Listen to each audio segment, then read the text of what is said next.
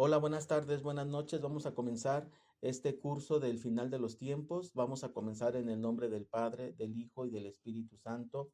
Amén. Vamos directamente a este tema uno que se llama la profecía de Jesucristo. Déjame decirte que a lo largo de las Sagradas Escrituras, tanto en el Antiguo Testamento como en el Nuevo Testamento y obviamente en los Evangelios, se hace referencia al final de los tiempos, pero todo se centra en esto que vamos a revisar el día de hoy, que es el Evangelio de Mateo, capítulo 24 y capítulo 25.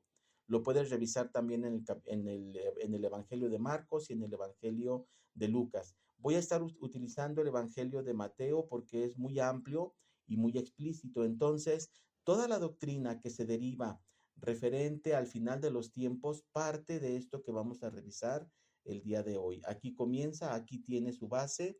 Voy a estar marcando durante estos capítulos 24 y 25 en rojo lo que es doctrina y en azul lo que es parábola. Entonces, toma tu Biblia, vamos directamente al Evangelio de Mateo, capítulo 24, y seguiremos también con el capítulo 25. Yo estoy utilizando la Biblia del pueblo. Bien, vamos a comenzar directamente, vamos a ir leyendo y vamos a ir analizando, vamos a ir comentando. Versículo 1, capítulo 24, versículo 1. Jesús salió del templo y mientras caminaba se le acercaron los discípulos y le señalaron las construcciones del templo. Él les contestó, ¿ven todo eso? Les aseguro que se derrumbará sin que quede piedra sobre piedra. Esta es palabra de Dios. Te alabamos, Señor. Aquí hace referencia a que Jesucristo va con sus discípulos y sus discípulos maravillados le dicen, ¿ves todas estas construcciones? ¿Ves todo eso que existe? Jesús les dice, todo eso se va a caer, todo eso se derrumbará, no quedará piedra sobre piedra. Estos primeros dos versículos son los preparativos para el versículo 3 en adelante, que se titula, esta perícopa se titula El comienzo de los dolores. Dice de la siguiente manera, versículo 3.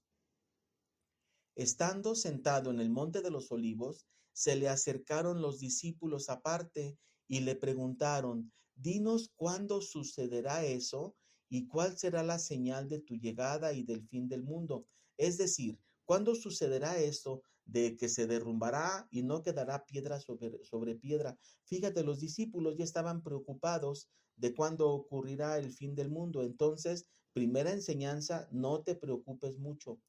Sí, preocúpate por tu corazón, por tu alma, pero en cuanto al tiempo, nadie lo sabe. Han pasado siglos, han pasado reinos, han pasado personas y generaciones y vamos mejor directo a la enseñanza, lo que nos dice la enseñanza, la doctrina de lo que tenemos que hacer. Siguiente versículo. Jesús les respondió, tengan cuidado y que nadie los engañe, porque muchos se presentarán en mi nombre diciendo que son el Mesías y engañarán a muchos. Oirán hablar de guerras y noticias de guerra. Tengan cuidado y no se alarmen. Todo esto ha de suceder, pero todavía no es el final. Se alzará pueblo contra pueblo, reino contra reino. Habrá carestías y terremotos en diversos lugares. Todo eso es el comienzo de los dolores de parto. Entonces, esta primera parte, estos versículos del 4 al 8 hacen referencia a que puede ser que tú identifiques falsas señales como las señales que ya obedecerían al final de los tiempos, pero no lo son. Dice mismo Jesucristo, va a haber guerras, va a haber noticias de guerra, va a haber pueblo contra pueblo, reino contra reino, va a haber carestías, hambres, terremotos. No se preocupen, todavía no es el final del mundo, ¿sí? Todavía no es el final de los tiempos. Bien. Siguiente parte, versículo 9 en adelante. Dice, los entregarán para torturarlos y matarlos. Todos los pueblos los odiarán a causa de mi nombre. Entonces muchos fallarán, se traicionarán y se odiarán mutuamente. Surgirán muchos falsos profetas que engañarán a muchos. Y al crecer la maldad, se enfriará el amor en muchos, pero el que aguante hasta el final se salvará. La buena noticia del reino se proclamará a todas las naciones y hasta entonces llegará el final. Bien, esta parte hace referencia a que va a haber tortura contra los católicos, contra los cristianos, contra la iglesia, va a haber muerte contra los cristianos, los católicos, la iglesia. Los pueblos odiarán la iglesia, odiarán a los católicos a causa del nombre de Jesús. Y entonces, fíjate este versículo 10, muchos van a fallar, muchos se van a doblar, muchos van a abandonar la iglesia. Es más, se van a traicionar unos a otros. Los que anteriormente estaban dentro de la iglesia se van a traicionar unos a otros y hasta se odiarán. Está escrito. Habrá odio dentro de la iglesia, separación, fallarán, se traicionarán. Van a surgir, versículo 11, lo estoy leyendo, van a surgir muchos falsos profetas que engañarán a muchos. Y entonces, versículo 12, va a crecer la maldad, se enfriará el amor de muchos.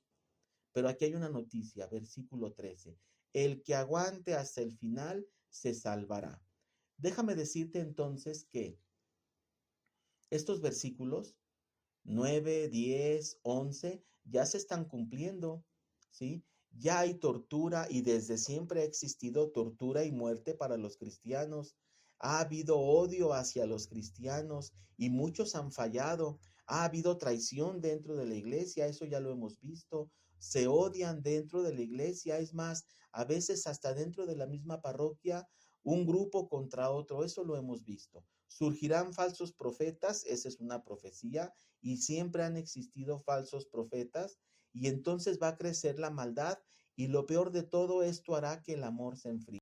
Sin embargo, la buena noticia viene aquí en el versículo 13. Dice, pero el que aguante hasta el final se salvará. Quiere decir que durante tu vida puede ser que haya odios, haya separaciones, traiciones, unos se odiarán contra otros. ¿Qué es lo que tenemos que hacer nosotros? Aguantar, porque el que aguante hasta el final se salvará. Versículo 14, la buena noticia del reino se proclamará a todas las naciones y hasta entonces llegará el final. Entonces, quiere decir que la separación y el odio y las torturas son parte del final. No, no son parte del final, porque aquí dice el versículo 14 que hasta que la buena noticia se proclame a todas las naciones, hasta entonces va a llegar al final, ¿sí? Hasta entonces llegará el final. Mientras tanto, no te preocupes mucho. Va a haber guerras, va a haber señales de guerras, va a haber terremotos, va a haber hambres. Eso no es el final de los tiempos. Va a haber dentro de la iglesia odio, separaciones, traición, engaños unos con otros. Eso no es la final de los tiempos. El final de los tiempos dice aquí, hasta que se proclame la buena noticia del reino de Dios a todas las naciones, hasta entonces llegará el final. Bien, vamos a la siguiente parte. La gran tribulación. Esta también es de doctrina, por eso la marco en rojo y está muy interesante. Aquí viene la parte central. Dice, comienza en el versículo 15.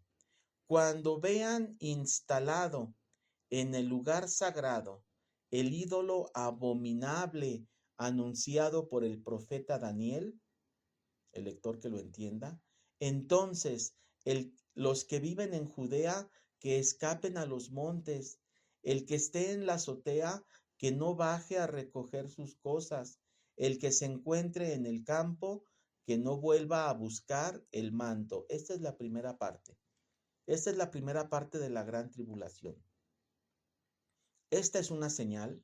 Esta es una señal inequívoca de que el final de los tiempos está cerca.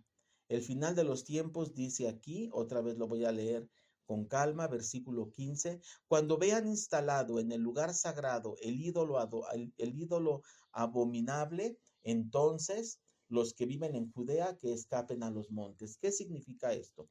En el libro del profeta Daniel, te voy a poner aquí una parte para que lo revises.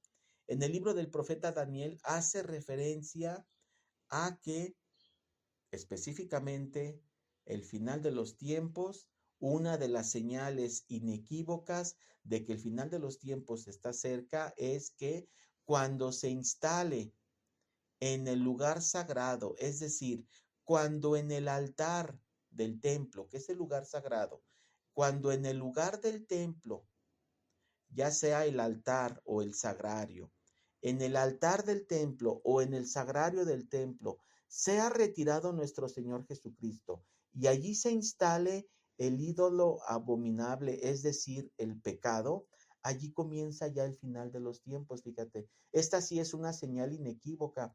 Quiere decir que cuando veamos en los templos que se retire el Santísimo Sacramento para no volverse a tener nunca allí en el sagrario, o que en el altar ya no se lleva a cabo el sacrificio de la consagración del pan y vino transubstanciados en cuerpo y sangre, y que en vez de esto se adore allí a Satanás, o se adore el pecado, o allí se lleven a cabo actos de aborto, o allí se lleven a cabo actos de lujuria, o cualquier tipo de pecado, esa sí es una señal. Estos versículos son muy duros, son muy fuertes, porque nos está diciendo que cuando la iglesia misma prefiera tener el pecado en el altar y no el Santísimo Sacramento, y se le dé culto, cuando la misma iglesia, cuando los mismos, y la iglesia quiere decir tú y yo, y los fieles, cuando los mismos fieles prefieran tener en el altar, no a nuestro Señor Jesucristo, en pan y vino, sino al pecado, a Satanás, el aborto, la lujuria, entonces sí es una señal. Y eso va a ocurrir porque está escrito, está profetizado directamente por Jesucristo. Cuando esto ocurra, quiere decir que estamos ya al final de los tiempos. Lamentablemente, ya se ha comenzado a ver en Alemania, en otros lugares, que en el altar, en la parte del presbiterio. El presbiterio es toda la zona del templo que está elevada con 2 o 3 escalones, en donde está el altar y en donde el padre o en donde el sacerdote oficia la misa. En Alemania ya hay lugares en donde se ha puesto allí, junto al altar, la bandera del arco iris de la homosexualidad, ¿sí? Y esta es una señal. Aquí se está cumpliendo lo que dice el profeta Daniel. Se está poniendo junto al altar la abominación, el pecado. Hay también sacerdotes, obispos, bueno, esto lo tienes que saber.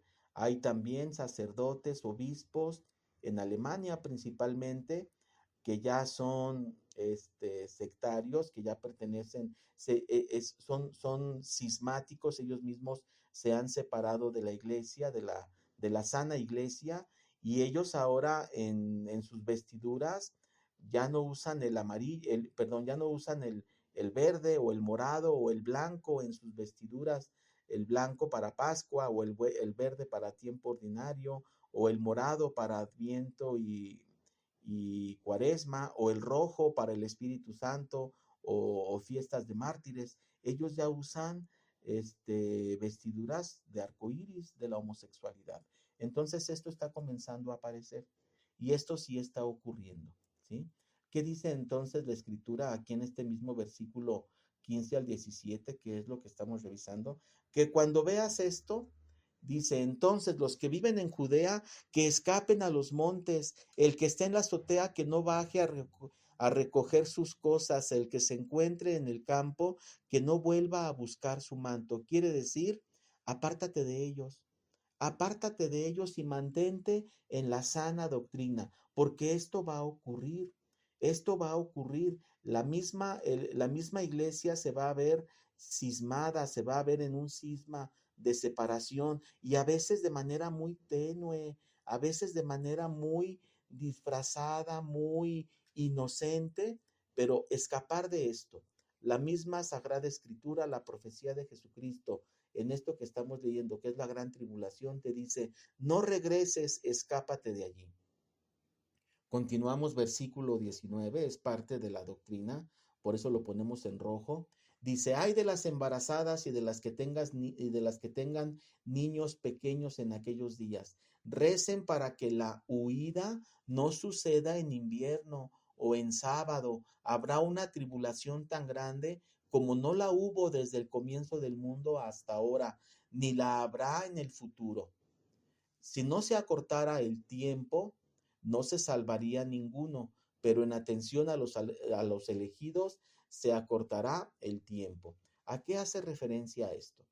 Dice lo siguiente: hay de las embarazadas y de las que tengan niños pequeños, porque no podrán huir rápidamente.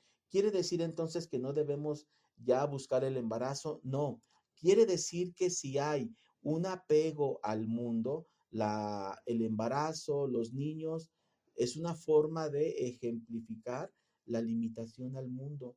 Si algo a este mundo te detiene, no vas a poder huir fácilmente.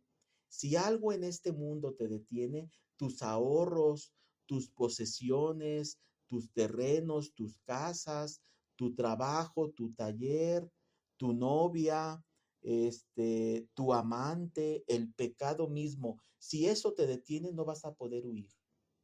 Dice versículo 20, recen para que la huida no suceda en invierno, es decir, en épocas difíciles, o en sábado, es decir, en días de descanso cuando no hay dinero, cuando no hay recursos. Sí vas a necesitar algunos recursos. Por eso dice aquí, ay de las embarazadas, de los que tengan niños, porque no van a poder huir, porque hay algo en el mundo que los detiene y que debemos de rezar para que esto no ocurra en invierno, es decir, en épocas difíciles, que esto no ocurra en medio de una pandemia, porque sería peor, que esto no ocurra en medio de desórdenes sociales, porque sería peor, que esto no ocurra en problemas de escasez de agua, de electricidad, de alimento, porque sería peor, ¿sí? Esta es la interpretación que da las Sagradas Escrituras. Este tiempo de invierno quiere decir tiempos difíciles, el sábado quiere decir tiempos de carestía. Punto y seguido, versículo 21. Esto es real. Habrá una tribulación tan grande como no la hubo desde el comienzo del mundo hasta ahora. Este versículo 21 de que habrá una gran tribulación tan grande como nunca la ha habido, voy a guardar este versículo para revisarlo después, pero esto es real. La tribulación quiere decir el sufrimiento, el dolor, principalmente en el corazón, en el alma, en la mente, va a ser tan grande como nunca ha habido otro dolor tan grande.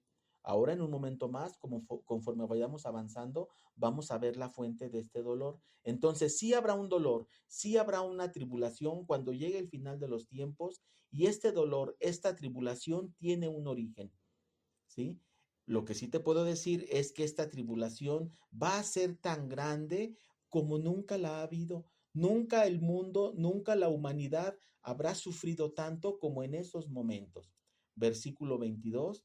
Si no se acortara el tiempo de la tribulación, nadie se salvaría, pero en atención a los elegidos se acortará el tiempo. Quiere decir que si Dios mismo no limitara este tiempo de la tribulación, todos terminaríamos renunciando por los inmensos dolores, todos terminaríamos abandonando, todos terminaríamos en discordia, en separación por la intensidad de los dolores. Pero mismo Jesucristo dice, tú puedes revisar las notas de página, dice, mi Padre, en atención a aquellos elegidos, en atención a aquellos que se salvarán, va a cortar el tiempo. Quiere decir que esta tribulación, estos dolores del final de los tiempos, no son infinitos, tienen un tiempo finito, tienen un inicio, un fin, tienen una duración, pero sí son muy fuertes en su intensidad.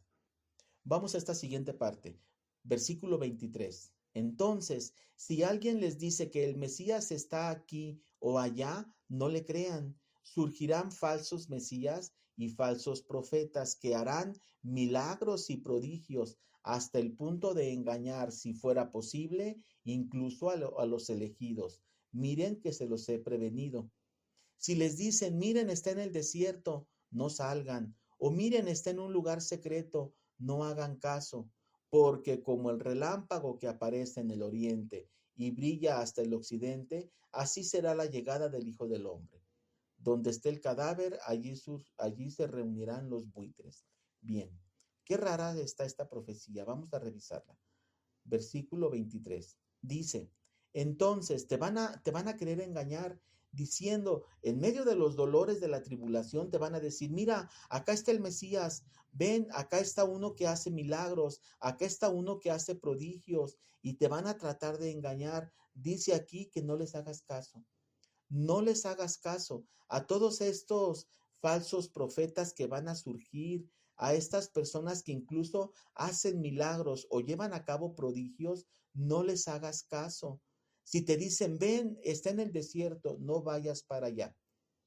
Entonces, ¿a quién le tenemos que hacer caso? Ve aquí mismo en tu Biblia, al pie de página, y te dice claramente, vamos a ser dirigidos por el Espíritu Santo. En estos momentos de tribulación, en donde se va a sembrar la duda y en donde lamentablemente a veces las instituciones fallen, es decir, quizá la iglesia, quizá el sacerdote, quizá la religiosa con quien tú ibas a pedir consejo, puede ser que falle, y entonces venga el dolor de la tribulación, y entonces vengan falsos profetas que incluso hacen milagros. No les hagas caso.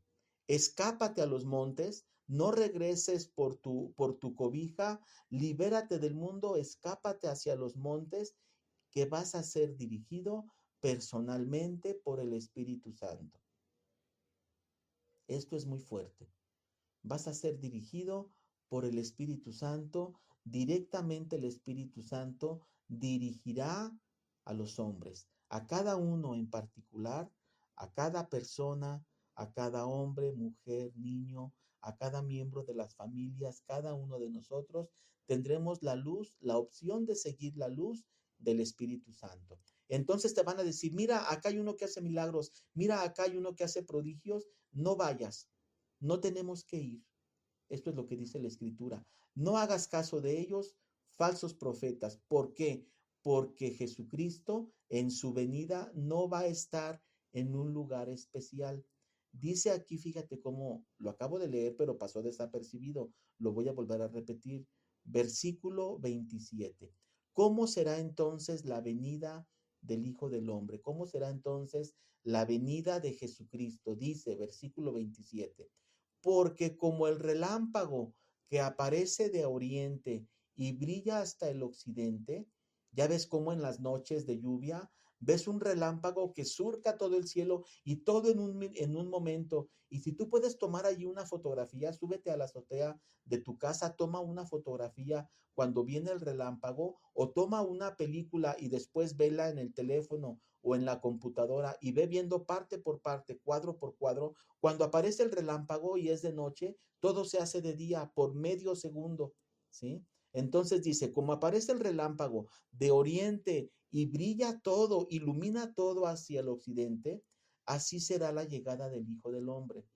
Quiere decir que de un momento a otro, en toda la tierra, de oriente a occidente, todos tendremos la revelación de Jesucristo.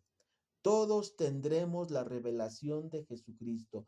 Quiere decir que, aunque te digan, acá hay uno que hace prodigios, acá hay uno que hace milagros, acá hay uno que parece que es el Mesías o el profeta, no hagas caso. No tienes que ir tú a buscarlo, porque Jesucristo, el Hijo del Hombre, así como el relámpago, aparecerá de oriente a occidente, llenará de luz toda la tierra y se hará presente en ti. Quiere decir, no tienes que ir a buscar a Jesús. Él vendrá y se revelará. Esta es la parte central. Jesús vendrá y se revelará de manera personal a cada mujer, a cada hombre, a cada niño, a cada persona, creyente, no creyente, converso, no converso, practicante, no practicante, conozca a Jesús o no haya oído hablar de él. A todos a nivel mundial, como el relámpago pasa de oriente a occidente, iluminando toda la tierra, así se revelará Jesucristo, se hará presente delante de ti y no tendrás que ir a buscarlo. No tendrás que ir a buscarlo. Él vendrá en una revelación personal, pero universal. A todos se les hará presente. Esto es lo que dice esta parte de la Escritura. No tendrás que ir a buscarlo. Él solo vendrá hacia ti. Y entonces, así como el rayo surca de oriente a occidente, Él se revelará delante de ti, se revelará delante de ti, se hará presente la luz de manera personal, pero universal para cada hombre, mujer y niño. De la misma manera, de manera simultánea, para todos, en todo momento, estará presente Jesucristo, Jesucristo verdad, Jesucristo luz, Jesucristo sabiduría, haciéndose presente delante de todos en un solo acto, simultáneo, universal, pero personal. Vamos a esta siguiente parte porque continúa la parusía. Dice, versículo 29. Seguimos en Mateo 24, Capítulo 24 es el versículo 29. Inmediatamente después de esta tribulación, el sol se oscurecerá, la luna no irradiará su resplandor, las estrellas caerán del cielo y los ejércitos celestes temblarán. Entonces aparecerá en el cielo la señal del Hijo del Hombre. Todas las razas del mundo harán duelo y verán al Hijo del Hombre llegar en las nubes del cielo, con gloria y gran poder. Enviará a sus ángeles a reunir con un gran toque de trompeta a los elegidos de los cuatro vientos, de un extremo a otro del cielo. Esta es palabra de Dios. Te alabamos, Señor. Bien. Aquí habla de la parusía. Fíjate, entonces vamos parte por parte. Versículo 29. Este versículo está muy interesante y tiene dos interpretaciones correctas de acuerdo a la interpretación misma de las Sagradas Escrituras, a las notas exegéticas del pie de página que aparecen en tu Biblia y en la mía. Dice, inmediatamente después de la gran tribulación, quiere decir que mientras esté ocurriendo la tribulación, va a ocurrir esto. ¿Qué va a ocurrir? El sol se oscurecerá y la luna no irradiará su resplandor. Esto hace referencia también a Apocalipsis. Aquí te pongo la referencia. En el Apocalipsis dice que la luna y el sol perderán su brillo, no dejarán de brillar totalmente, se oscurecerán, seguirán estando ahí presentes, pero no brillarán igual. Aquí dice que el sol se oscurecerá y la luna no irradiará su resplandor. Aquí hay dos interpretaciones para esto y las dos son correctas. La primera es que va a haber un oscurecimiento, va a haber un oscurecimiento en toda la tierra, pero no de luz, sino de fe. La fe va a disminuir como parte de esta gran tribulación. Dice aquí inmediatamente después de la gran tribulación, es decir, a la par de la gran tribulación, junto con la gran tribulación, como parte de la tribulación, habrá un oscurecimiento de la fe. Y la fe, la pérdida de la fe es lo que causará los dolores. ¿Te acuerdas que hace rato puse acá que me apartaras un poquito este versículo de que habrá una gran tribulación como nunca la hubo desde el inicio del tiempo hasta los días de ahora y hasta el futuro? Bien, pues esos dolores de la gran tribulación tienen que ver con la pérdida de la fe. Tienen que ver con la pérdida de la fe, porque al perder la fe no hay nada que te ilumine esa tribulación. Si estás en medio de la tribulación, pero tienes la fe, tienes hacia dónde caminar, tienes hacia dónde dirigirte. Pero cuando no hay fe, se queda solamente en la tribulación y en el dolor el hombre. El alma y la mente se estancan en el dolor, en el sufrimiento, y no hay fe que te ilumine el camino de hacia dónde dirigirte. Entonces, esta es la primera interpretación. Les dije que había dos. El sol y la luna se oscurecerán, quiere decir, va a haber pérdida de la fe. Va a haber pérdida de la fe. Las estrellas caerán al cielo y los ejércitos celestiales temblarán. Esto quiere decir que sí, probablemente haya fenómenos sobrenaturales que tenga que ver pues con esto, con estrellas, con meteoros, y los mismos ángeles del cielo temblarán porque está por hacerse presente el juicio, la ira de Dios, la justicia de Dios. También otra interpretación de esto real es que sí, probablemente el sol se oscurezca y la luna se oscurezca en lo físico. Las dos interpretaciones son correctas. Es decir, el oscurecimiento puede venir tanto por el oscurecimiento de la fe, por perder la fe, también como señal física puede ser que el sol realmente se oscurezca, que la luna realmente pierda su brillo.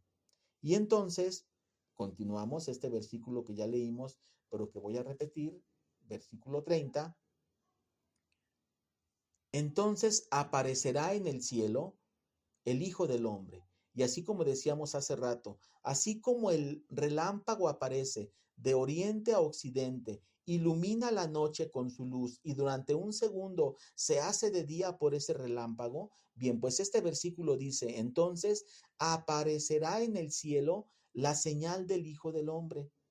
Entonces, fíjate, todas las señales anteriores que hemos revisado, guerras, noticias de guerras, hambres, terremotos, incendios, tribulaciones, la luz oscura, el sol apagado, la luna apagada, la falta de la fe, las estrellas cayendo, los ejércitos del cielo temblando, esos son previos al momento culmen. El momento culmen es cuando aparecerá en el cielo la señal del Hijo del Hombre. Punto y seguido. Todas las razas del mundo harán duelo. En otras versiones de la Biblia dice, todas las razas del mundo entrarán en duelo. ¿Qué es duelo? En dolor. Todas las razas del mundo, todos los pueblos del mundo se verán sumergidos en un dolor. Y la fuente de ese dolor, hace rato te dije que esa gran tribulación tenía un origen. Esa gran tribulación, esos dolores de tribulación, están acompañados de estas razas del mundo que entran ahora en dolor. El dolor de esa fuente es la venida del Hijo del Hombre, es la venida de Jesucristo. Jesucristo, luz, que todo lo ilumina, es la causa del dolor. A ver, lo voy a explicar. Lo voy a explicar. No significa que Él sea fuente de dolor, sino que su luz es tan intensa que pone en evidencia todo nuestro pecado, toda nuestra imperfección, toda nuestra impureza, todos nuestros apegos al mundo, todos nuestros apetitos y delicias carnales y mundanas, todo ese deseo de mentir, todo ese placer que sentimos al difamar, y hablo por mí, al difamar, al mentir, todo eso, ese recrearnos en el pecado, va a ser puesto en evidencia. Va a ser puesto en evidencia a través de Jesucristo, a través de Jesucristo luz, esa luz que llega hasta lo más oscuro y lo más profundo de la tierra, iluminará tu pecado y el mío, evidenciará tu pecado y el mío. Y entonces aquí hay tres actores. Jesucristo mirándote a los ojos, actor número uno. Tú y yo, actor número dos, mirando a Jesucristo a los ojos. Y actor número tres, tu pecado, mi pecado, obstruyendo la visión entre Jesucristo y yo, entre tú y Jesucristo, Jesucristo luz, evidenciando la porquería del mundo, Jesucristo luz, evidenciando mi pecado, mirándote a los ojos y diciéndote, ¿qué pasó? ¿Por qué todo esto? De esto no se trataba, ese no era el objetivo, ese no era el final, ese no era el motivo de haberte enviado al mundo, mi querido Luis, mi querido Miguel, mi querida Lupita, mi querido César. No te envié al mundo para que te rodearas del pecado y gozaras del pecado. Vengo yo, Jesucristo, me manifiesto dentro de ti, frente de ti, mi luz sale y lo primero que ilumina es tu pecado. De esa no es la manera en la que me debías de haber recibido. Esta no es la forma en la que me debías de haber recibido. Yo morí por ti en la cruz, terminé con el pecado del mundo y tú sigues aferrándote al pecado en vez de aferrarte a la luz, en vez de seguir la luz, en vez de seguir a mi Padre y a mí, que somos uno mismo, dice Jesucristo. Prefieres seguir gozando de tu pecado, prefieres seguir en la porquería, en la miseria y en la cochinada del pecado. Y esa es la fuente del dolor. ¿Te das cuenta? La fuente del dolor, la fuente de esa gran tribulación que no hubo ni habrá otra tan grande como esa, la fuente de esa gran tribulación es el pecado. Porque mira, voy a hacer aquí un paréntesis. Los teólogos importantes, los teólogos serios, los teólogos sólidos de la teología católica aseguran lo siguiente: si en ese momento, que de seguro ocurrirá, si en ese momento que venga Jesucristo por segunda vez en su parucía, ya para llevar a cabo el final de los tiempos, en ese momento de seguro va a haber 3 o 4 o quizá 10 o 20 o 30 o quizá 500 o 600 santos, almas santas en el mundo, muy santos, similares a San Francisco de Asís, similares a San Juan Pablo II, similares a Santa Teresita, a Santa Teresa de Jesús, similares a Santa Rita de Casia. En ese momento va a haber también almas muy buenas que cuando Jesús se manifieste, ellos no van a sentir ningún dolor ni ninguna tribulación, porque esa luz será placentera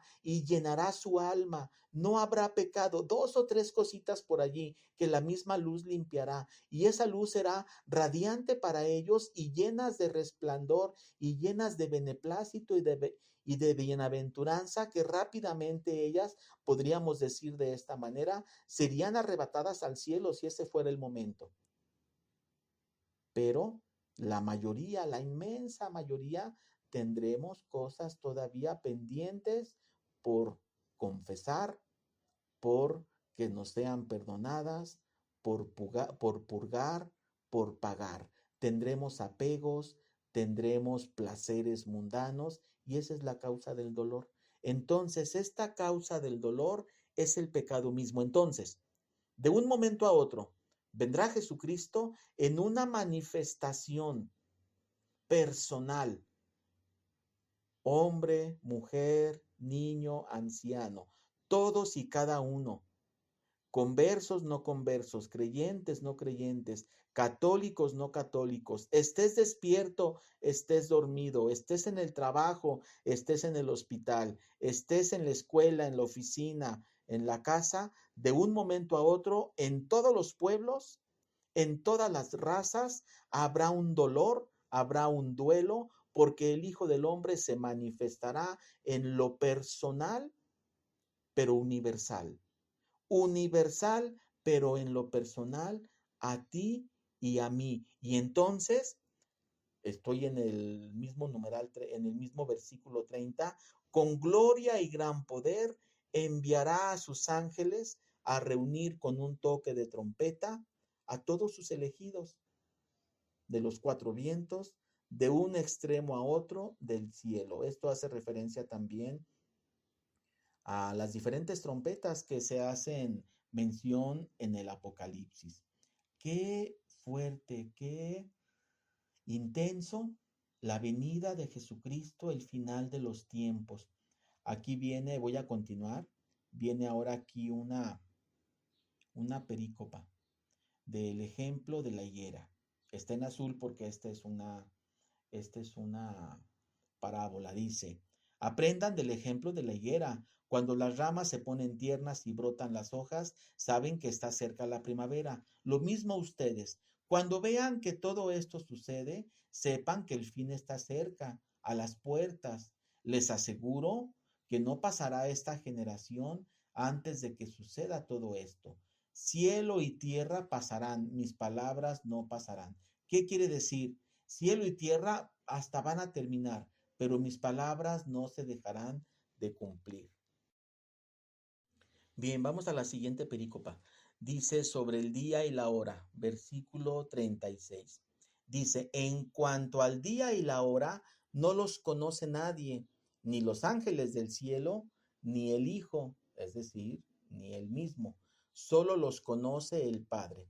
Déjame decirte que este versículo hace mucho referencia y lo toman como literal los testigos de Jehová y algunos de nuestros hermanos separados que no toman a Jesucristo como Dios. Dicen, pues ¿cómo va a ser Dios si ni siquiera sabe cuándo va a ser el final de los tiempos? Bien, ¿cuál es la interpretación teológica y correcta de este versículo? Dice, en cuanto el día y la hora, no los conoce nadie, ni los ángeles que están en el cielo, ni el Hijo de Dios, es decir, Jesucristo. Solo los conoce el Padre. La interpretación correcta y teológicamente correcta y totalmente fundamentada es que Jesucristo, en cuanto hombre, él no conoce. Me estoy refiriendo al momento en cuanto él dijo esto. Él estaba todavía en la vida terrenal. Él, en cuanto a hombre, no conocía el día y la fecha ni la hora. En cuanto a Dios, sí. Jesucristo, en cuanto a divinidad, sí, claro que lo conoce. Pero Jesucristo, en cuanto a hombre, en ese momento que él estaba platicando con sus discípulos, en cuanto a hombre, no lo conoce. Bien, continuamos, versículo 37, dice, la llegada del Hijo del Hombre, es decir, el cumplimiento de todo esto, será como en los tiempos de Noé. En aquellos días anteriores al diluvio, la gente comía y bebía y se casaba hasta que Noé se metió en el arca. Y ellos se enteraron hasta que vino el diluvio y se los llevó a todos. Así será la llegada del Hijo del Hombre. Estarán dos hombres en el campo, a uno se lo llevarán, al otro lo dejarán. Dos mujeres estarán moliendo, a una se la llevarán, a otra la dejarán. Por tanto, estén prevenidos porque no saben el día en que llegará su Señor.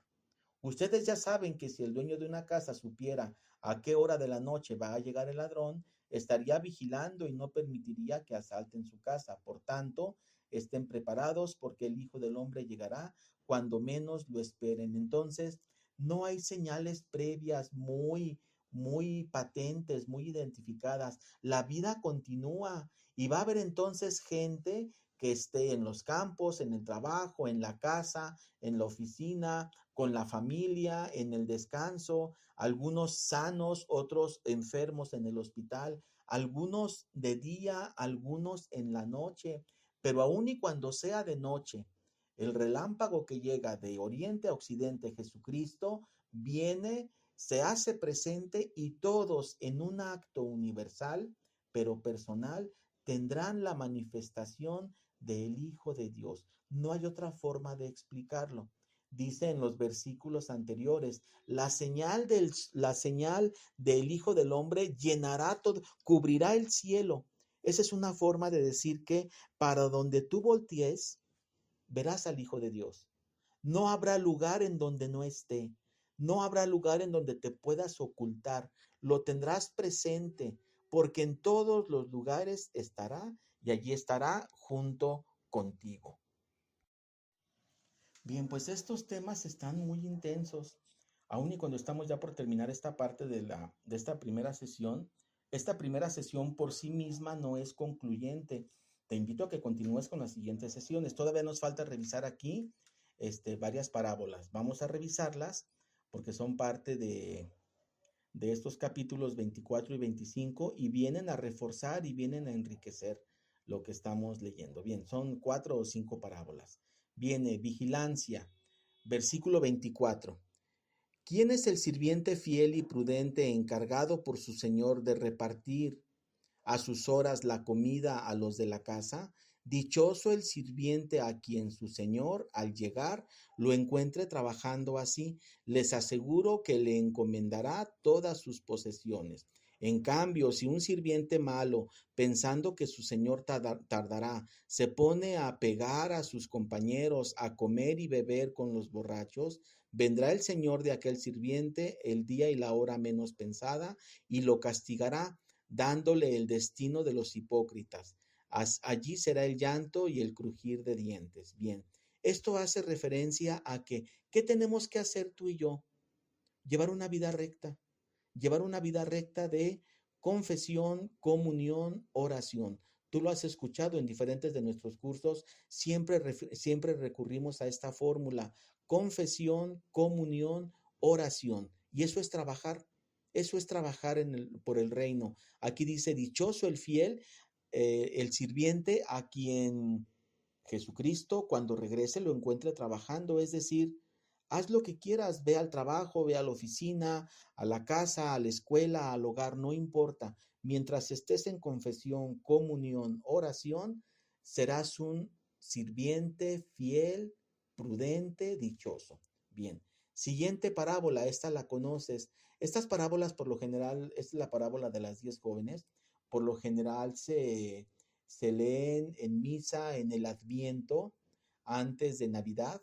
Dice, entonces el reino de los cielos será como 10 muchachas que salieron con sus lámparas a recibir al novio. Cinco eran necias, en algunas versiones de la Biblia dice que no eran previsoras y 5 eran prudentes, o sea que sí eran previsoras. Sin embargo, aquí estos calificativos de necio y prudente tienen una connotación muy especial. Bien.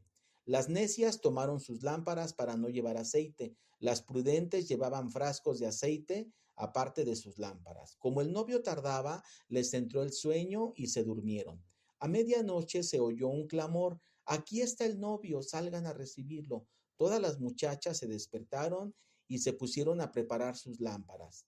Las necias pidieron a las prudentes, ¿pueden darnos un poco de aceite?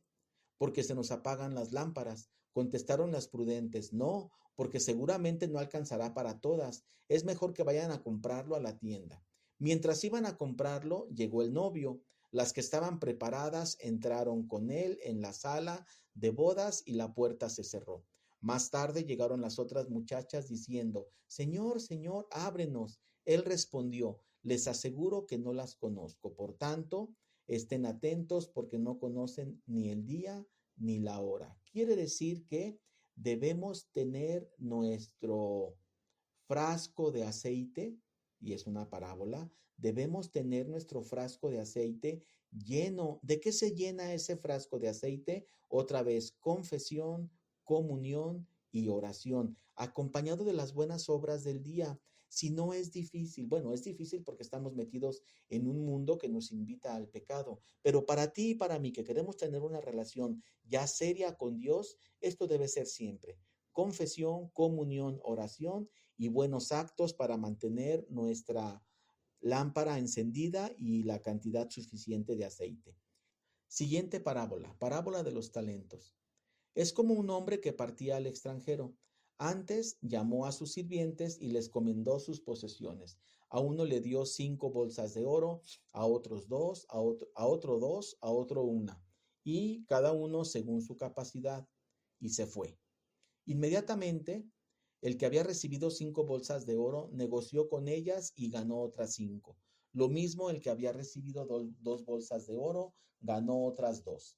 El que había recibido una bolsa de oro fue, hizo un hoyo en la tierra y lo escondió, y escondió el dinero de su señor.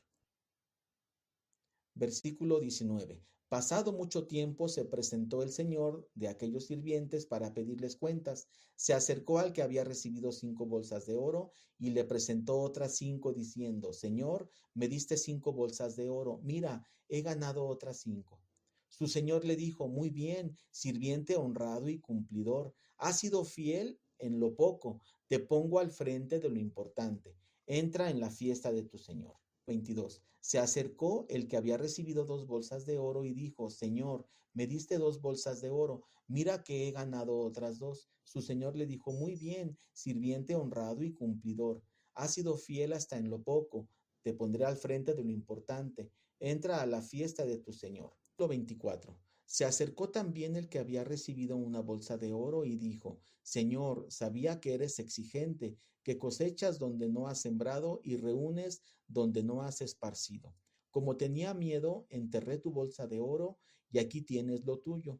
Su señor le respondió, siervo indigno y perezoso, si sabías que cosecho donde no sembré y reúno donde no esparcí, tenías que haber depositado el dinero en un banco para que al venir yo lo retirara con los intereses. quítenle la bolsa de oro y dénsela al que tiene 10, porque al que tiene se le dará y le sobrará, y al que no tiene se le quitará aún eso que tiene. El sirviente inútil, expúlsenlo a las tinieblas de afuera, allí será el llanto y el crujir de dientes. Esta es palabra de Dios. Esta parábola tiene una enseñanza, bueno, tiene muchas, pero tiene una enseñanza particular teológica muy importante, muy fuerte, teológicamente hablando. Y es que Dios da a cada quien lo que Dios mismo tiene previsto para cada quien. Tú puedes decir, ay, es que yo no soy como San Francisco de Asís o como San Juan Pablo II o como la Madre Teresa de Calcuta. Tú no estás llamado a ser ellos, tú estás llamado a tú ser tú y así como eres tú, ser santo. Dios mismo te va a ir dando los talentos requeridos, no te preocupes. Entonces, el final de los tiempos significa que tú, como eres el día de hoy, entra en conversión, llena tu lámpara de aceite con confesión, comunión, oración, buenas obras, y Dios mismo te va a ir dando lo que tú vas a ir necesitando. Dios mismo te va a ir dando talentos diferentes de acuerdo a lo que Él espera de ti. Déjame decirte que una de las enseñanzas teológicas fuertes de esta parábola es que en el cielo no hay dos santos iguales. Todos los santos del cielo son grandes, pero todos los santos del cielo, cada uno de ellos en particular, tiene diferentes talentos y tiene diferentes logros y diferentes virtudes que Dios hizo creer en ellos. Entonces, Dios está llamándote a ti para ser un gran santo, no otro San Francisco de Asís, no otra Santa Teresa de Calcuta, sino un santo particular para ti. Dios tiene para ti un plan perfecto. Viene al final este juicio de las naciones. Tú y yo ya lo conocemos, revísalo, léelo ahí en tu Biblia, en donde Jesucristo dice que llegará el Hijo del Hombre rodeado de majestad, de gloria, y separará a los buenos de los malos. A los buenos son aquellos que tuvo hambre y le dieron de comer, tuvo sed y le dieron de beber, no a Jesucristo, sino a todos a los mismos personas que nos rodean, es decir, nuestras obras, nuestros actos, nuestras obras son las que nos van a salvar. El amor hacia el prójimo. Si nosotros queremos amar a Dios que no vemos, debemos comenzar amando al prójimo que sí vemos. Y entonces, por allí me he encontrado algunas personas que dicen que esta parábola es una evidencia de que no existe el purgatorio, porque dicen, es que o te vas al infierno o te vas al cielo. Bien, déjame decirte que esta parábola está puesta para el final del mundo. Cuando venga Jesucristo hasta el final, allí ya no va a haber purgatorio, o va a haber cielo o va a haber infierno, porque el purgatorio será la misma gran tribulación, ¿te das cuenta? La misma gran tribulación será una tribulación de purga, una tribulación purgante, y entonces sí, o cielo o infierno. Bien, estamos terminando este primer tema. Es un tema muy enriquecedor, muy profundo, daría para más tiempo, no más que el video se nos va muy largo, pero lo vamos a estar revisando junto con los otros temas. Este primer video, este primer tema, pone las bases de esto que estamos revisando para entrar en los siguientes 4 temas. Los siguientes 4 temas hacen referencia a esto que estamos revisando hoy, pero lo vamos a hacer entonces desde el catecismo. ¿Qué dice el catecismo respecto de todo esto? ¿Qué podemos esperar en el juicio personal y en el juicio final de todo esto? ¿Y qué dice el Apocalipsis de todo esto? Esos son los siguientes temas. Muy bien, muchas gracias. Que pasen buenas tardes, buenas noches. Estuvimos reunidos en el nombre del Padre, del Hijo y del Espíritu Santo. Amén.